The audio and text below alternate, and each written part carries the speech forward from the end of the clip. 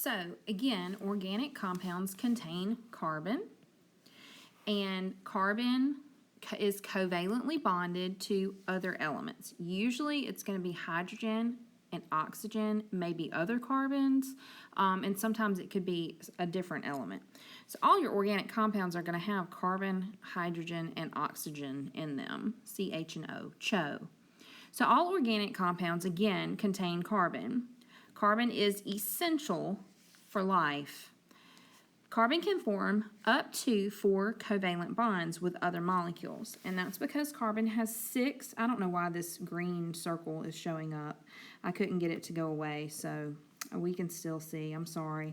Anyway, let me change to blue. So carbon has 6 electrons, so 2 in the inner shell and 4 in the outer shell. That means it has 4 openings. So 4 openings, because this shell, the second shell normally would hold 8. Its outer shell would hold 8, but it only has 4, so it has 4 openings to bond with other elements or molecules or atoms. So because of this, carbon can form straight chains, a branch chain, or even a ring-like shape. So because carbon can form covalent bonds with multiple molecules, it allows it to become kind of the base for all these different organic molecules. So living things need this variety in order to go through all the life processes. So biomolecules are another name for organic molecules produced by living organisms. So bio means life, right? We've learned that before.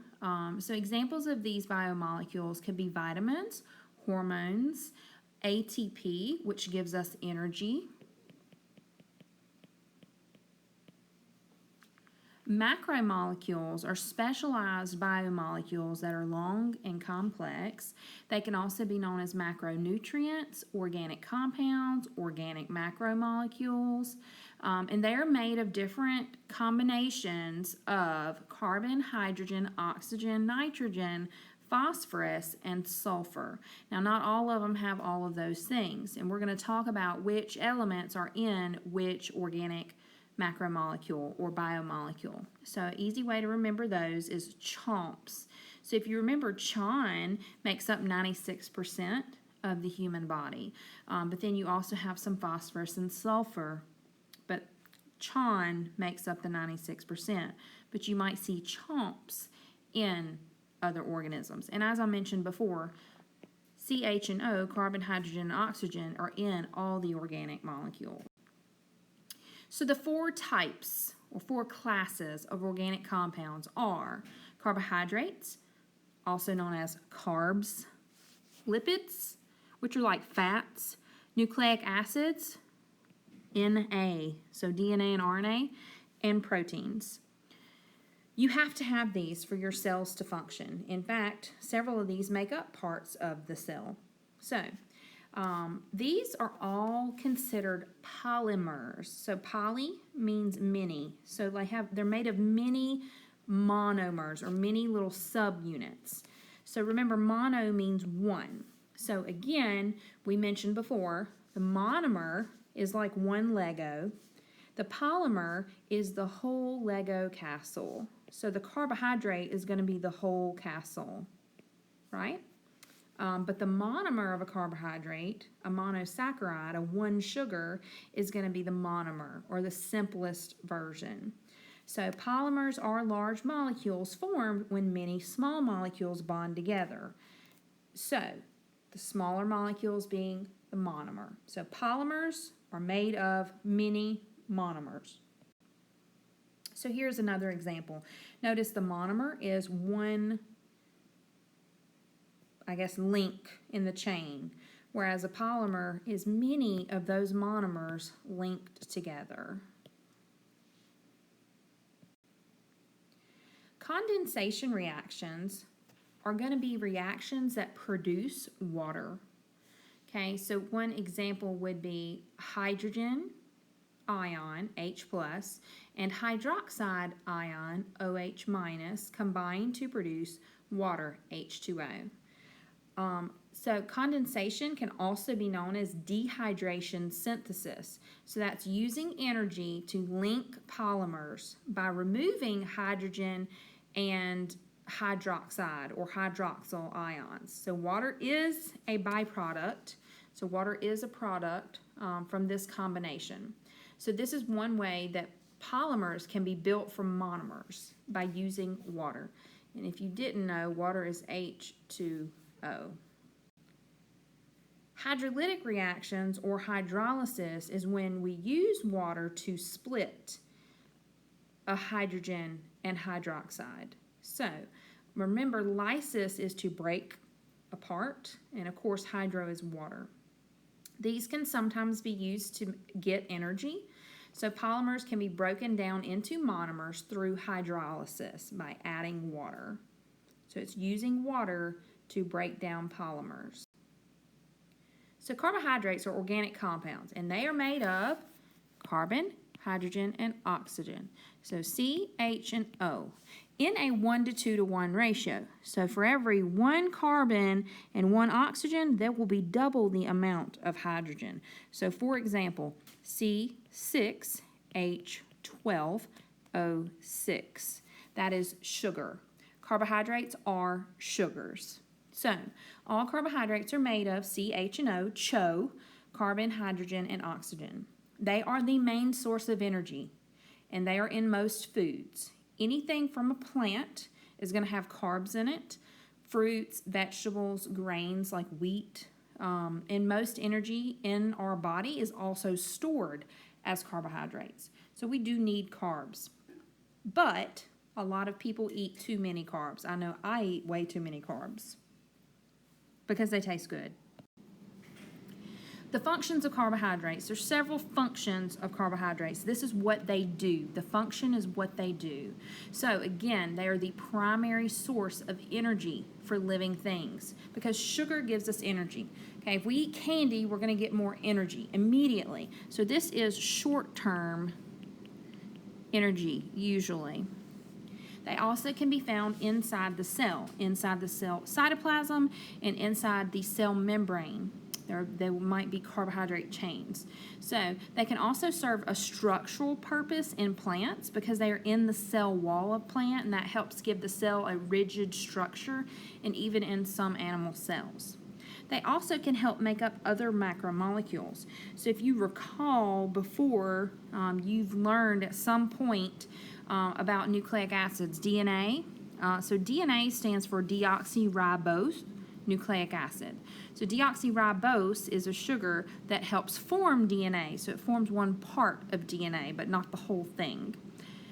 It's also broken down in cells to provide carbon to make other macromolecules. So I mentioned earlier that all the macromolecules have carbon, hydrogen, and oxygen. Well, you can break down the carbohydrate to get the carbon in order to make maybe a lipid that also has carbon, hydrogen, and oxygen in it. Another thing carbohydrates do is provide fiber.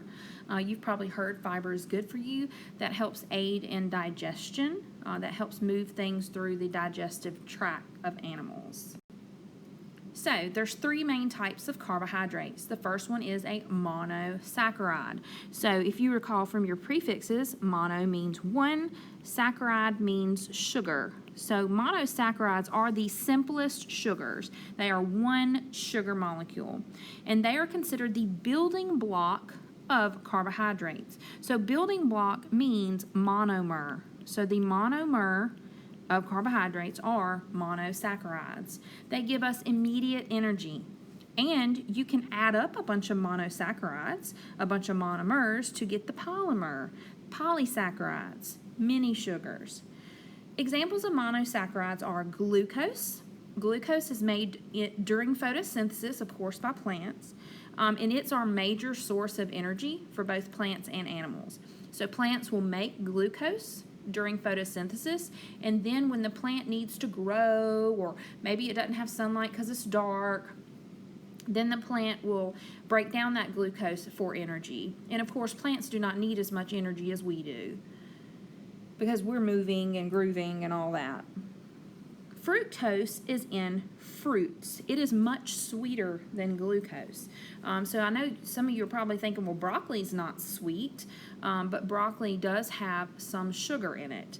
But potatoes taste better than broccoli because potatoes have much more sugar than broccoli would.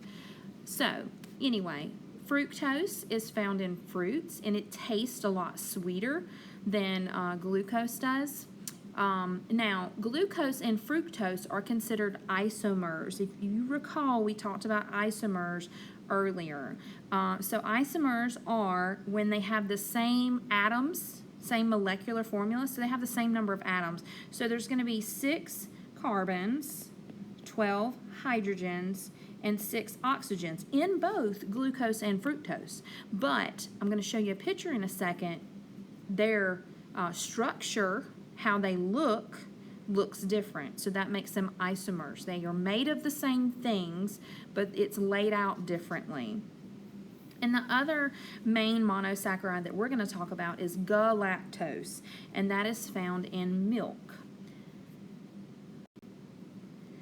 So this is a picture of glucose and fructose. So if you notice how the atoms are arranged are a little bit different than from each other, like compared to each other. And that's because they are isomers, but that means their structure is a little bit different compared to what their atoms are. So the atoms are the same, the structure is different. So disaccharides. Di means 2. So these are 2 sugars or 2 monosaccharides linked, because remember a monosaccharide is a 1 sugar. So a disaccharide is 2 sugars. So we mentioned that glucose, fructose, and lactose are all considered monosaccharides. So maltose is 2 glucoses linked. Sucrose is glucose linked with fructose. So this is table sugar. So this is like the sugar you use to put in your coffee or to bake with. So this is just plain old sugar that you buy, sucrose. And then lactose is what is in milk. So lactose is glucose combined with galactose. So lactose, you might have heard of people being lactose intolerant. So that's a disaccharide. So if you look down here, we have 2 monosaccharides that are linked. See, they are linked here, so that makes a disaccharide. So I can just count the stop signs and see if it's a monosaccharide or a disaccharide. Or it could be a polysaccharide. So poly means many. And of course, saccharide again means sugar. So anything over 2 we consider a poly, so 3 or more. Now sometimes it may be hundreds of glucoses linked together. So polysaccharides are major storehouses of energy. Okay, so this is where you would store a lot of energy. So when plants and animals need energy, they break down those stored polysaccharides into monosaccharides to use for energy. And again, it could be hundreds of glucose molecules linked to be a polysaccharide. So these are the examples of polysaccharides that we're going to learn about. Starch, you've probably heard of starch before. Potatoes, rice, those are things that you might have heard referred to as starchy vegetables. So starch is usually made by plants, and when that plant makes glucose and it has extra, then it stores it as starch. So starch is super important. We need starches. If you're a diabetic, for example, you count how many starches you take in based on the number of sugars you're taking in. Diabetics still have to take in some sugar, so they just can't overdo it. So starch is very important. Energy is passed from the potato or the vegetable or fruit into you eating it from those starch molecules. So I have a little potato with a face down here for you. Now, glycogen is made by animals, so you make glycogen. When you eat more sugar than you immediately need, so say if you have a desk full of Starburst and you ate a bunch of them, then you're going to make glycogen, and it will be stored in your liver. So starch and glycogen are hundreds of glucose molecules linked, and we store them for later. And like I said, we store them in our liver, but it can also be stored in your muscle cells. And when you need energy, you can break down that glycogen. So muscle cells, of course, are going to use more energy than other cells. So that's one reason for it to be stored there. Our next type of polysaccharide is cellulose.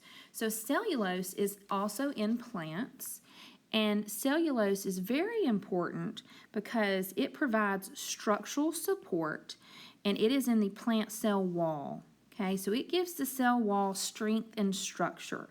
Okay, so if you look at this tree in this picture here, this tree is standing upright, but it doesn't have bones. You have bones that help you stand up straight, or stand up and not be a blob. Trees don't. Okay, so plants have certain things in them, certain things in their cells to allow them to stand up like this. And one of those things is cellulose. There's a few other things, but one of them is cellulose, and that's in the plant cell walls, and it gives them structural support. So in this case, the sugar is not giving energy. This is a lot. You have a lot of cellulose in wood, like this tree here, cotton. You can also find cellulose in fruits, vegetables. Now, you don't digest cellulose, but it does help digestion because it slows down your absorption of nutrients. It also aids in helping it pass through. Because you don't digest it, it will come out. So it helps you absorb water, and it speeds up the passage of food that you can't digest through the large intestine, so it can come on out. Chitin is another type of polysaccharide. So this is in fungi. Chitin is. So chitin, again, is a polysaccharide, but it's for structural support in fungi cell walls. So if you remember from middle school, animal cells do not have cell walls, but they might have an exoskeleton. So exoskeleton would be in like bugs, like if it crunches, or if you have to like crack open a shell.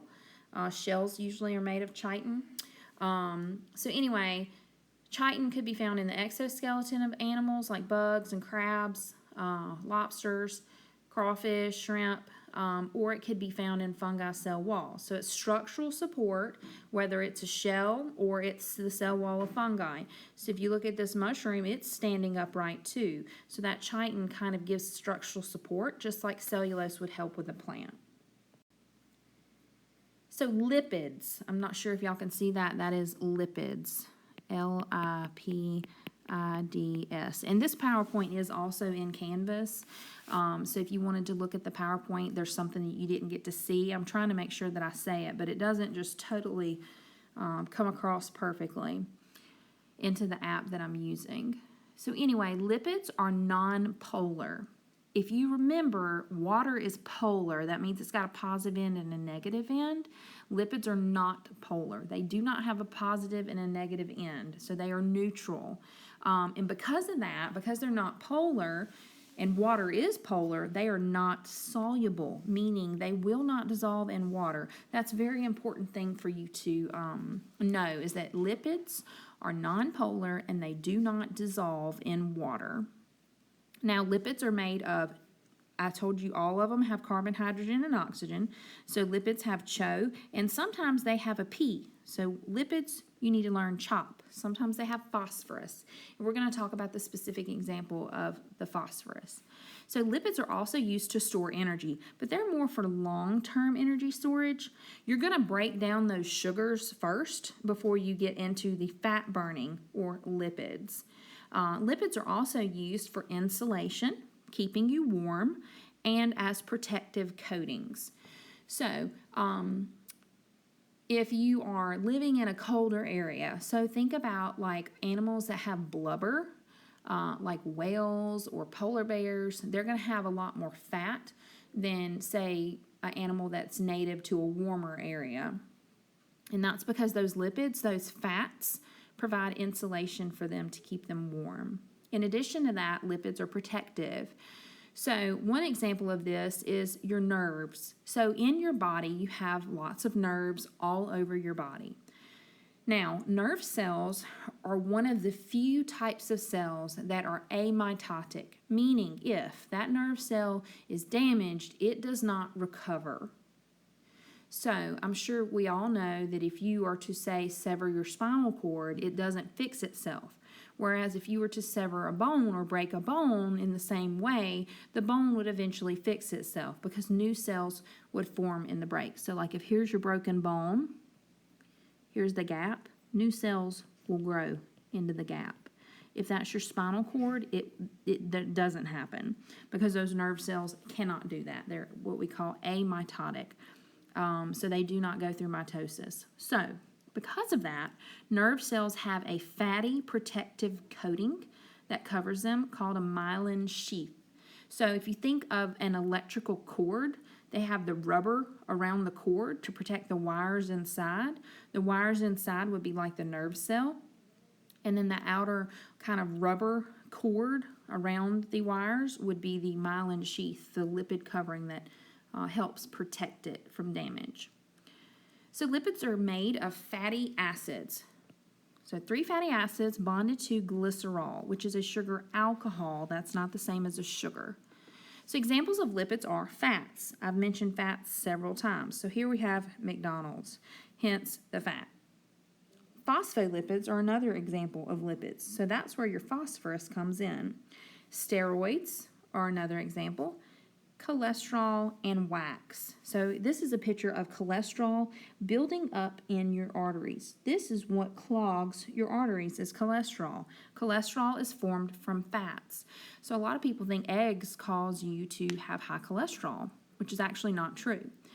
85% of the cholesterol formed in your body comes from the fat that you take in, specifically saturated fat and trans fat.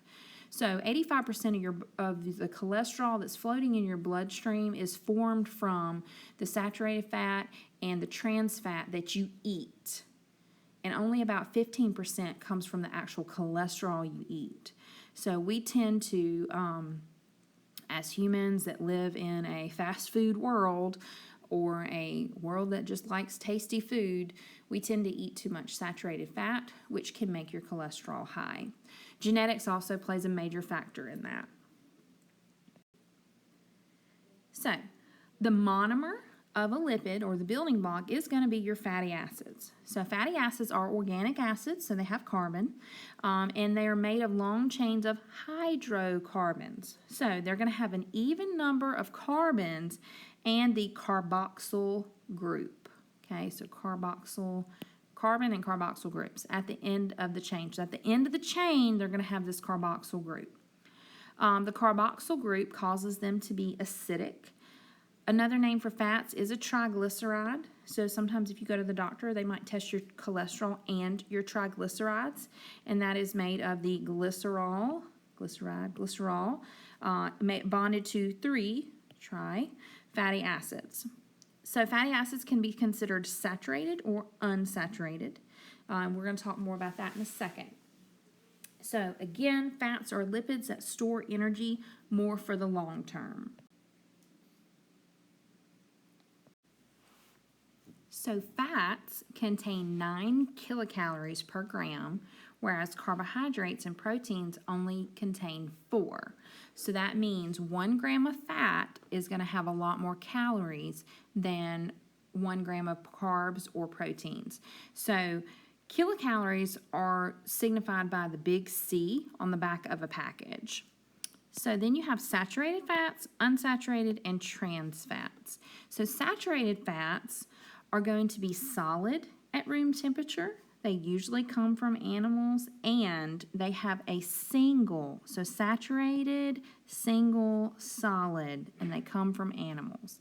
Okay, so they have a single covalent bond between their carbon and carbon. Sorry, that should be carbon. So they have a single covalent bond between their carbon and carbon atoms. And then they're considered saturated with hydrogen. And I'll show you a picture of what that means in just a second. So there'll be one line between the carbons. Unsaturated fats are double covalent bonds, so there'll be two lines like this between their carbons. Carbon.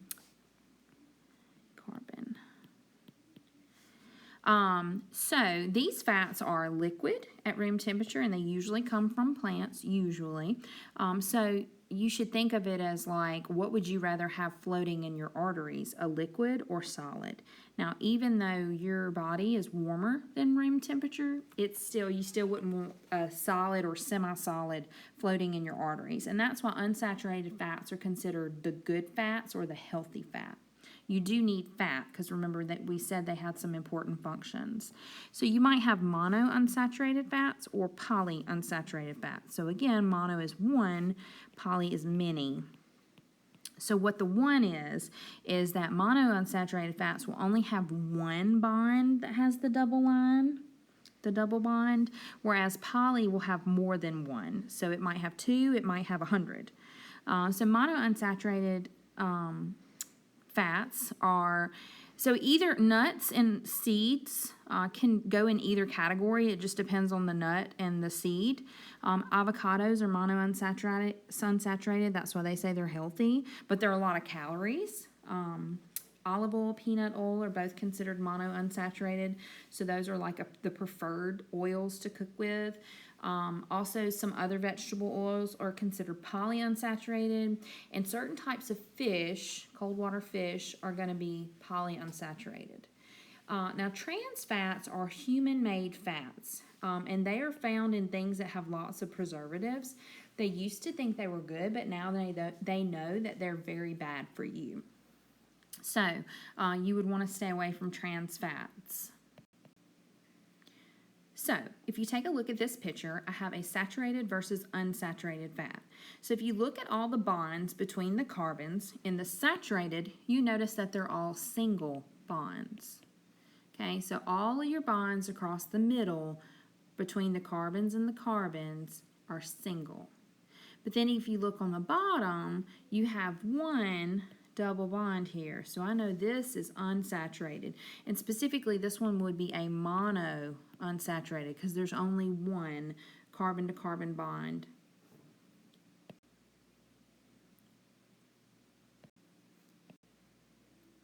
So lipids are a very important part of the cell membrane. So they are part of both the structure, the shape, and function, the job of the cell membrane. And so phospholipids are what makes up the cell membrane. And they are in a bilayer. So that means it's two layers of those phospholipids. So because it's phospho, it contains phosphorus and sometimes even nitrogen. So that's where the CHOP comes in for lipids. And again, sometimes they could have nitrogen.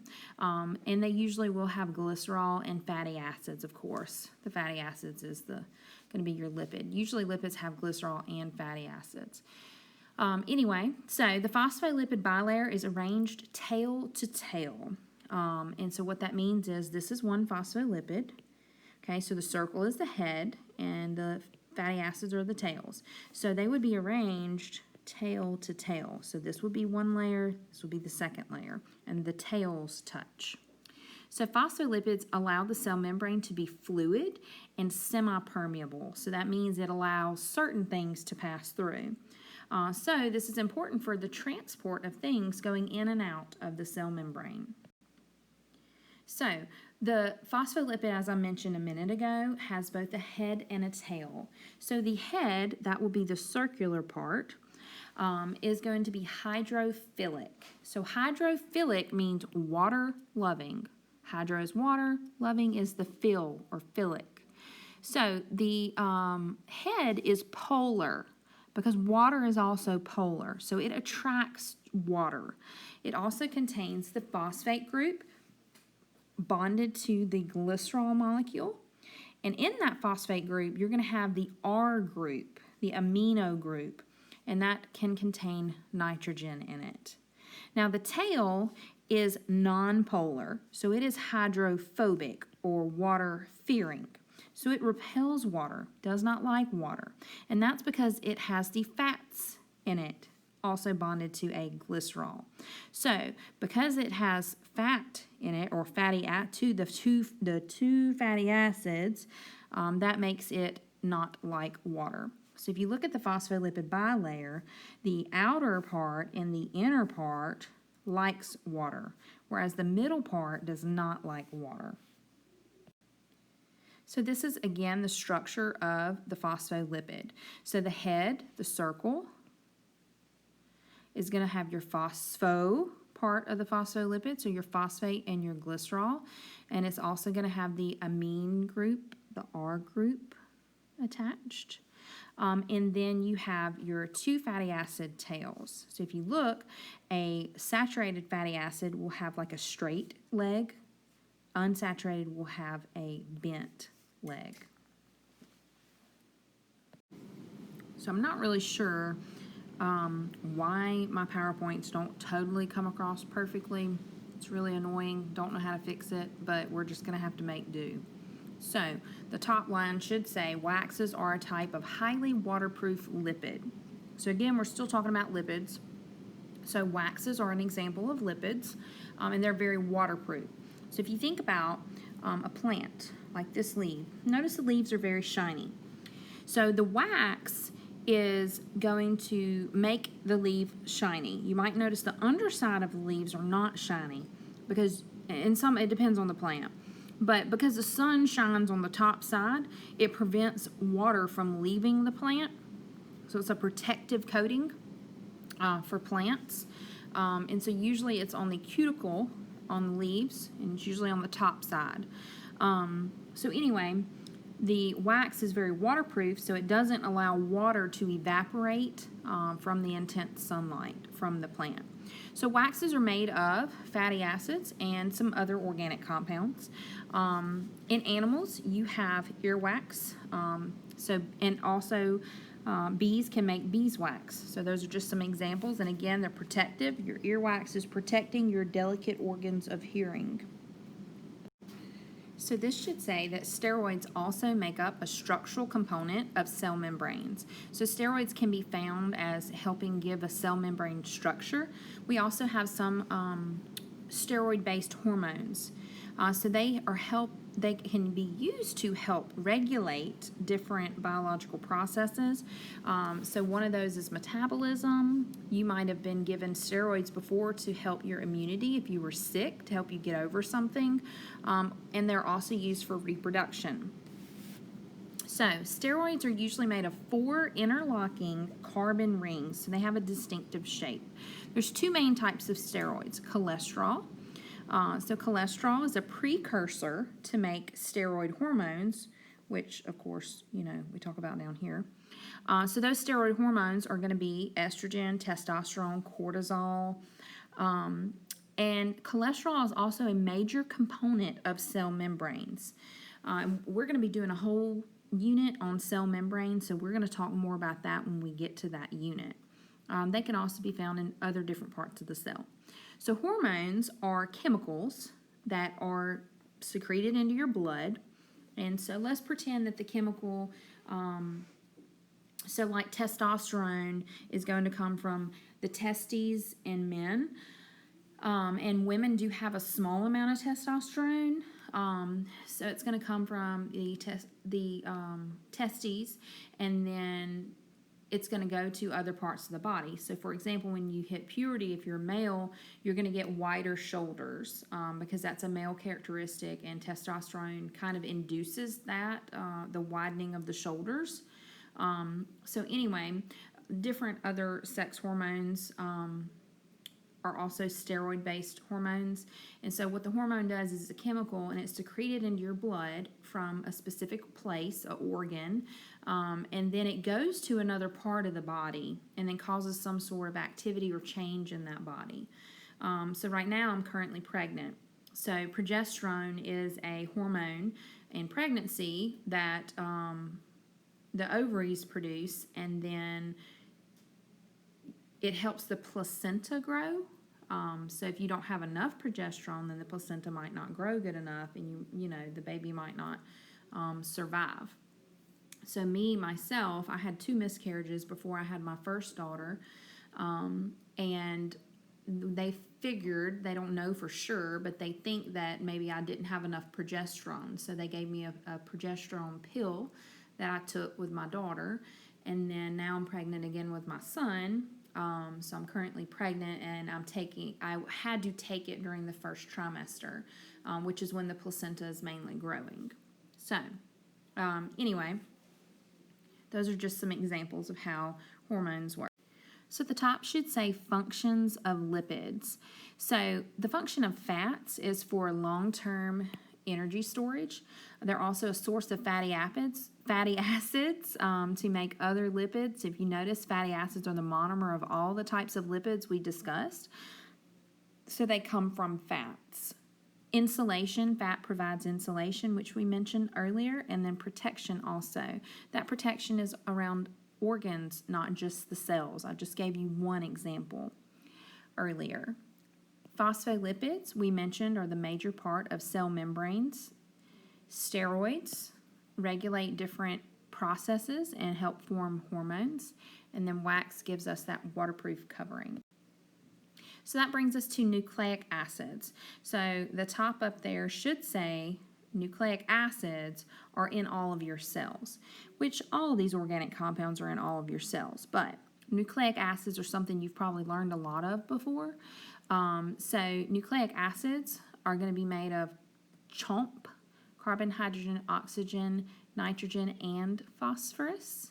And the monomer of a nucleic acid is a nucleotide. And you do need to know the parts of a nucleotide.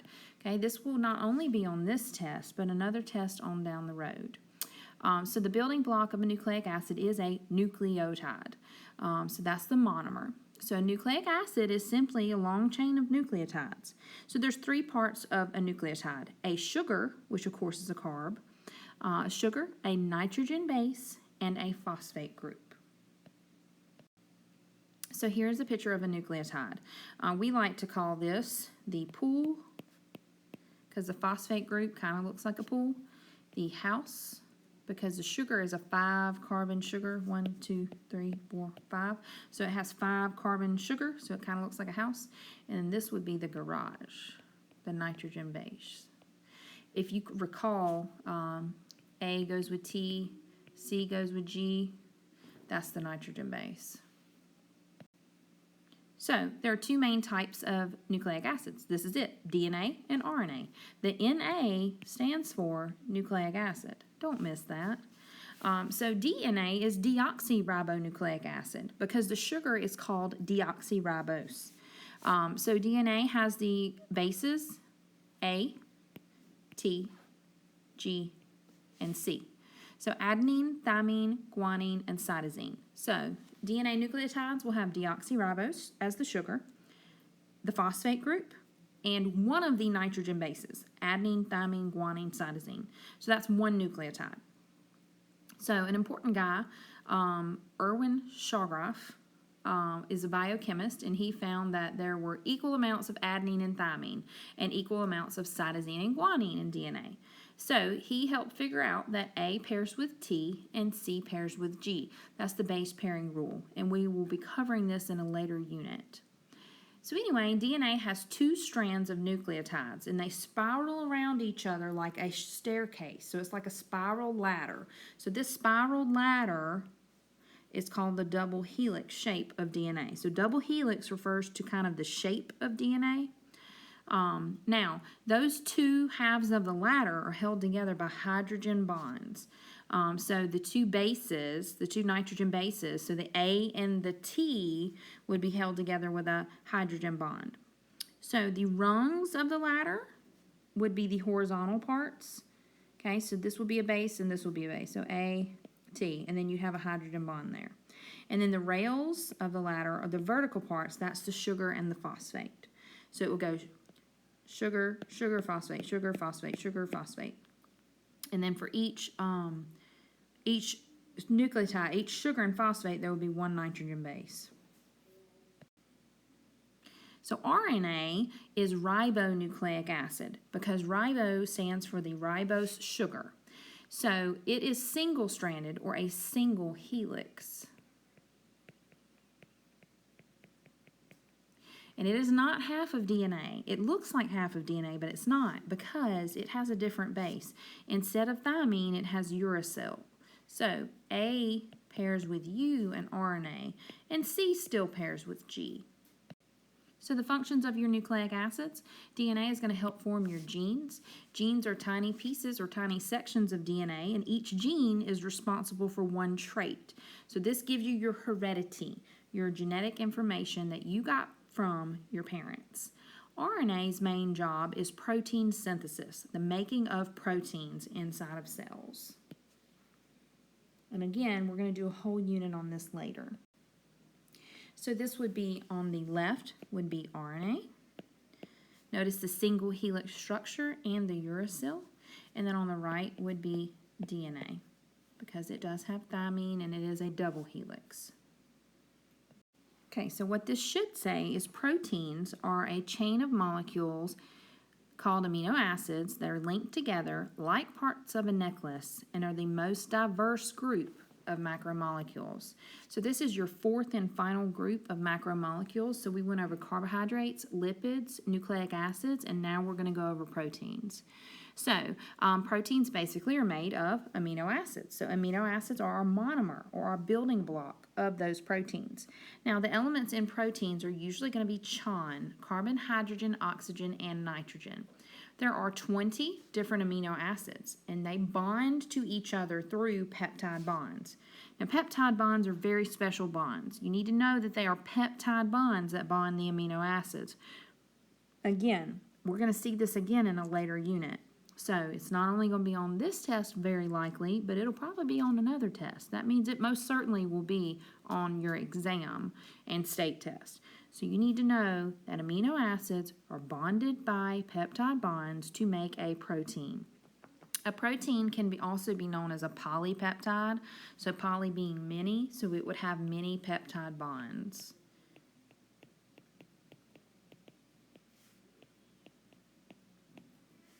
So each of your amino acids has a carbon atom attached to a hydrogen atom and then an amino group, a carboxyl group, and an R group.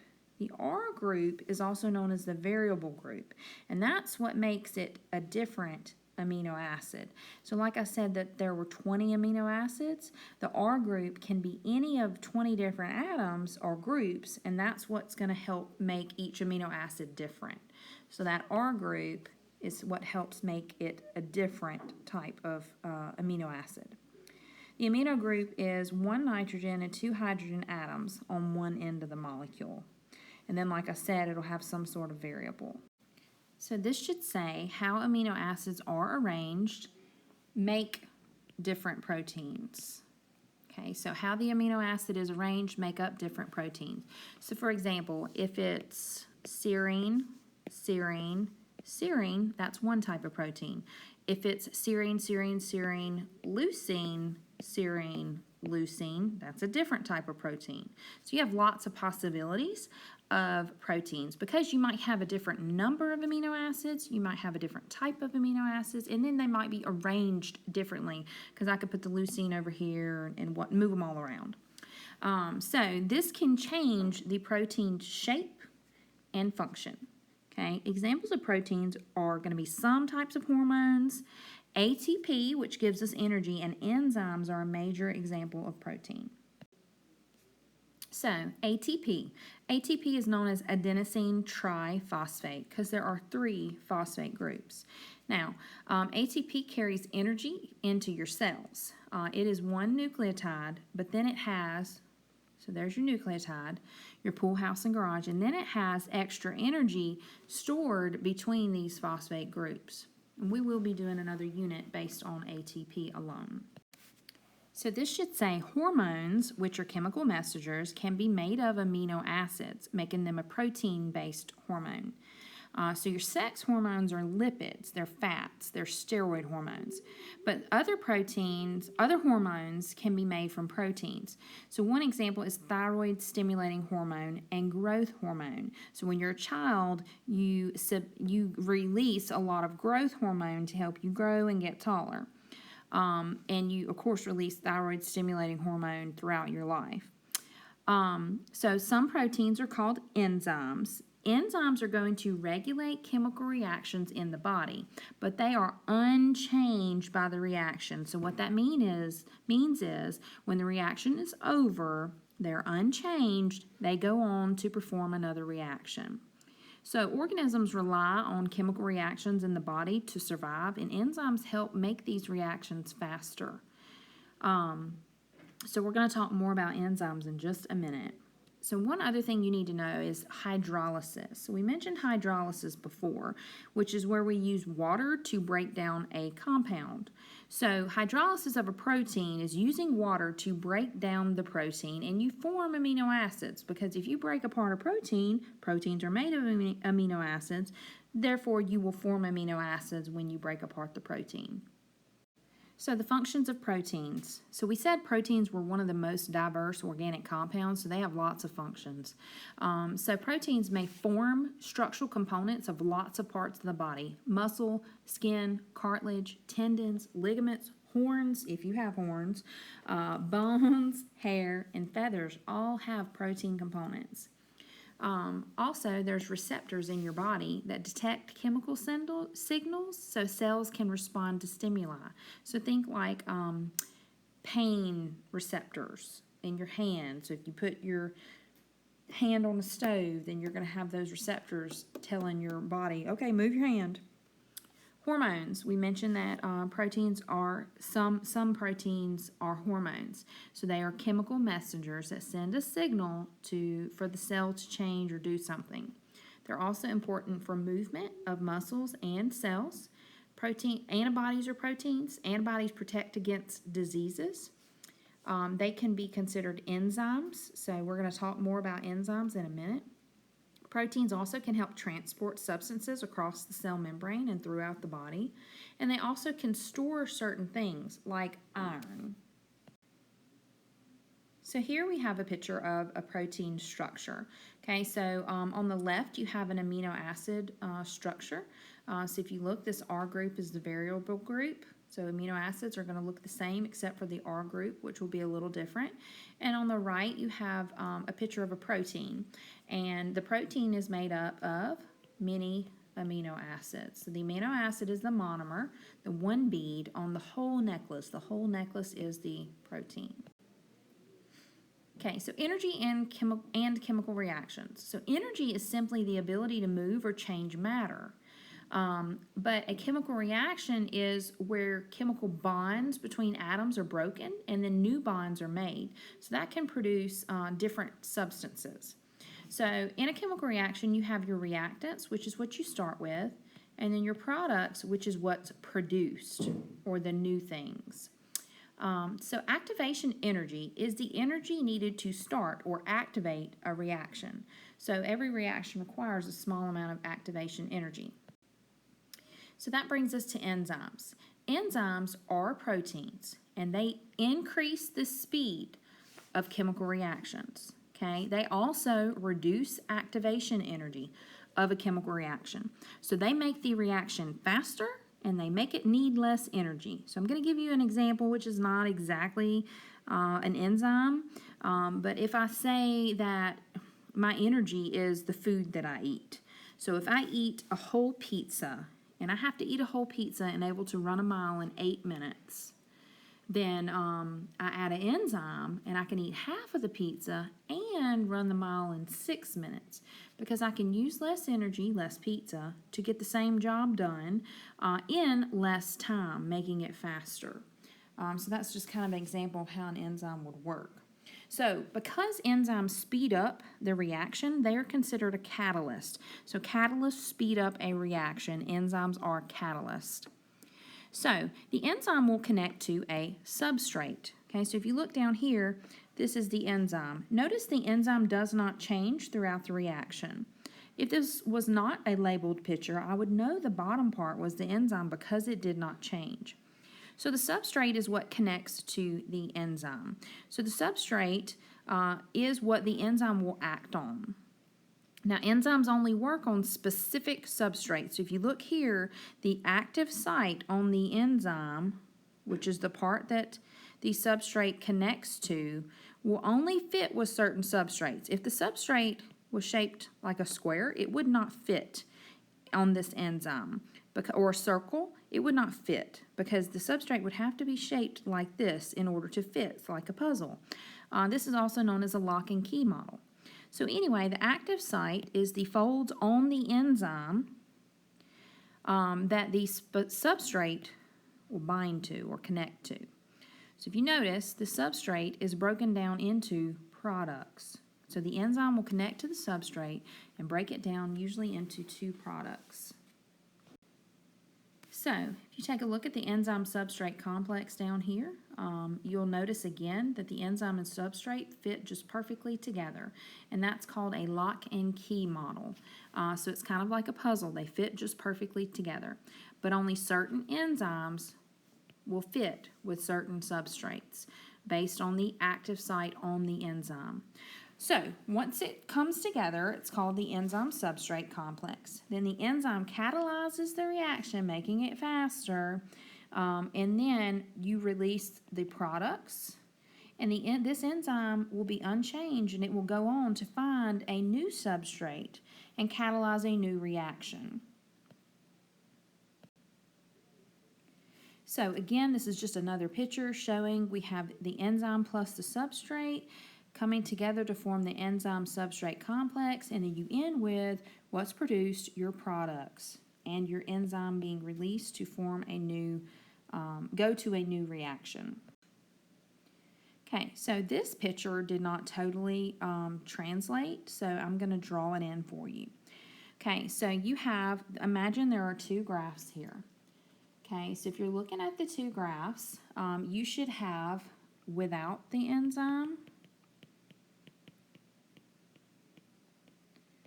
and with the enzyme. Okay, so this is the energy needed with versus without the enzyme. Okay, so let's see, what do? We said the blue was without. So the reaction would need a lot of energy to proceed if it did not have an enzyme. But with an enzyme, it would not need as much energy, because how high the graph goes is how much energy it needs. So this is to just show you that with an enzyme, it can use less energy compared to without the enzyme. This is another similar picture. I know that it cut off a little bit, but I think you can still kind of see that the activation energy, you need a lot more activation energy without the enzyme. So without the enzyme is an uncatalyzed reaction. With it is going to be a lower amount of energy, and it's going to have with the enzyme. If you also notice, it finishes faster with the enzyme compared to without. Okay, so there's different types of enzymes. So humans produce metabolic and digestive enzymes. You also get food enzymes from eating raw foods. Okay, so the first one we're going to talk about is metabolic enzymes. So metabolic enzymes help your cells perform different reactions that allow your cells to both make energy, repair tissue, get rid of waste, and other toxic things. Digestive enzymes you've probably heard about more often, and they're named based on what they help digest. So they help digest different macronutrients, and they allow you to break down your food in hours instead of days. Without digestive enzymes, it would take you weeks to break down your food rather than a few days. So I mentioned a minute ago that the enzyme's name versus what it breaks down are related. So if the enzymes always end in ASE, A-S-E, so the enzyme sucrase will break down the substance sucrose. If you remember, that's table sugar. The enzyme lactase will break down lactose. If you're lactose intolerant, you probably are lacking the enzyme lactase. So anyway, this is just showing again the substrate and the enzyme bonding together. So again, I mentioned just a second ago that lactase breaks down lactose. So if you recall, lactose was a disaccharide made up of glucose and galactose. So glucose and galactose would be your two products. Another example is sucrase, breaks down this disaccharide sucrose. And again, we said earlier that sucrose is made up of the two monosaccharides, glucose and fructose. Another example of enzymes is enzymes found in food. These help break down foods that we eat. Now, this is mainly going to be in raw foods because when you cook an enzyme at a high temperature, they become destroyed. And we're going to talk about how they're destroyed in a few minutes. So one example is lipase, and that breaks down the fat in avocado. Protease is also an enzyme that helps digest protein, and it's found in pineapple and papaya. So denaturization is basically what causes the enzyme to be destroyed. And so I mentioned just a second ago that high heat can destroy an enzyme. It's not going to kill it because it never was alive, but it denatures it to where it basically is not useful anymore. So what it does is it changes the enzyme's shape so it cannot function. So it gets rid of the active site. So there's nowhere for the substrate to connect to. So what happens is the enzyme folds in on itself. So you can imagine if you take your hands and make a V with your two hands, and then so that would be like maybe what the active site would normally look like. Make your hands make a V. This would be one hand. This would be the other hand. And then if you close them together, clap like you're going to clap, then it gets rid of the active site. So if that was the active site, if this was the active site, and it folds in on itself, then now there's no active site for the substrate to connect to. So that destroys the enzyme. So there's a few factors that affect enzyme activity. One is the concentration. So concentration is simply the amount. Okay, so the concentration or the amount of enzyme you have available or substrate you have available. The more of each you have, the faster the rate of the reaction till you get to a saturation point when everything has been used up. So if I only have one enzyme to catalyze 100 substrates, that's going to take a while. But if I have 30 enzymes, it's not going to take as long, and vice versa. Another thing is temperature. Temperature can really affect enzyme activity because it can denature the enzyme if it's too hot. If it's too cold, then it can very much slow the reaction down. So enzymes are going to work best at certain temperature ranges, and that depends on the enzyme and the substrate. So this is a picture. Again, it didn't totally come across, so I'm going to draw it in for you. So all this picture is showing that the enzyme is going to work best at a certain temperature. So at 40, you're going to notice it drops off all of a sudden. And I didn't draw this just perfectly, but at 40 it denatures, so it stops working and becomes inactivated. So if you notice, it steadily increases as you get to kind of the peak temperature or the peak activity level at the top here, and then it all of a sudden drops off because the enzyme is denaturing at the high temperature. So the third factor is salinity, or you can think of saline. So that is the salt concentration of a solution. So salt forms ions when it's dissolved in water. So salinity is technically the number of salt ions or ions in the water. Some ions can help enzyme activity, but some can hurt it and denature the enzyme. So it depends on the enzyme, it depends on the salt and the ions. Most enzymatic reactions occur faster with not too much and not too little salt. So again, it's kind of how cells work, and you kind of need that certain range, that happy medium. So the fourth and final thing that affects enzyme activity is pH. That's a little p, big H, because it's actually percent hydrogen is what it stands for. So enzymes work the best if there's not too high or too low of a pH. If it's too acidic or too basic, then again, it will denature. So pH tells us if it's an acid or a basic solution. Another name for basic is alkaline or alkalinity. So pH literally stands for the percent of H plus or hydrogen ions in a solution. Now water separates into hydrogen and hydroxide ions. So hydrogen is going to be acidic, and then hydroxide is going to be basic. So pure water is 7, that is neutral. So that's neutral. Then you have acids, which are your low numbers. So if you think of the pH scale, and it goes from 0 to 14, and 7 being neutral, you can think of A comes before B. Your acids are your low numbers, your bases are your high numbers. So A comes before B. So acids are your low numbers, 0 to 6.9. 7 is then neutral. Then you have your bases, which is also known as alkaline, and that's 7.1 to 14. So acids, again, like we mentioned, acids are going to make H plus ions, hydrogen, also known as hydronium. Bases are going to make hydroxide, OH minus ions. So again, you don't want too high or too low of a pH because they usually are not, enzymes are not going to work well. So again, I'm going to draw this in for you. So your pH is going to work best closer to neutral, which would be 7. And you notice if you look below, it's not going to work. And too high, it's not going to work, okay? Because it's going to mess up the bonding structure, or it could cause the enzyme to denature.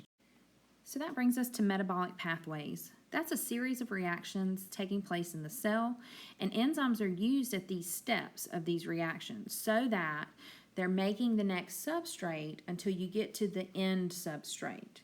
So it's like a step reaction. Once you get enough of the final substrate, then it stops the first enzyme in the metabolic pathway. So it inhibits or stops the first enzyme at the beginning. So then that stops the whole process. So this is considered a negative feedback loop. You'll probably understand this better when I get to the picture. So, move this down for you. Okay, so we have the beginning of our metabolic pathway. So we have our first enzyme here. So this first enzyme is going to connect to a substrate, make a substrate, and make 2 products. And then one of those products is going to go on to the next. I didn't draw that good, but it goes to the next enzyme. Then this is going to make products. Then one of those products is going to go to the next enzyme. Then it's going to make products, and then one of those products is going to go to the next one. Okay, so that's going to keep going until eventually you get enough of the final product, which will then stop this whole process in that negative feedback loop. Now, again, just to review, enzymes work through lowering your activation energy and also speeding up the reaction. So again, it lowers the activation energy and speeds up the reaction. So this is a picture showing you that this should say rate of reaction. Okay, so basically the rate of the reaction is how fast it occurs. So as the enzyme increases, the rate of the reaction or speed also increases. And this is just one more picture showing that without the enzyme, I need way more energy than with the enzyme. And also it will end sooner with the enzyme. The reaction will be completed faster with the enzyme versus without. So that concludes the notes for Unit 2. If you have any questions, of course, let us know.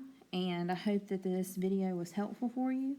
I know that I'm still working out the kinks of all this technology, but I hope that this is helpful for you.